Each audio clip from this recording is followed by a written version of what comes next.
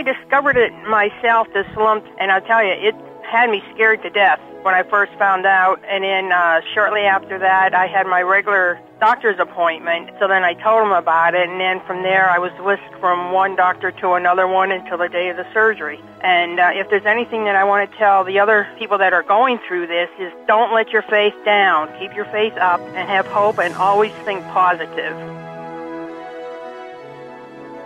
Well, I was diagnosed in March 15, 2004 on my wife's 30th birthday. I was stage 4B, which is the worst you can be because it had already moved to my bones.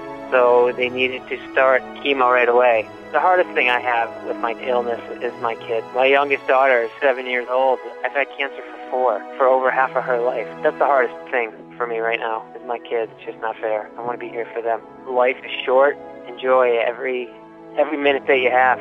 Don't let things go unsaid. Tell the people that you love them.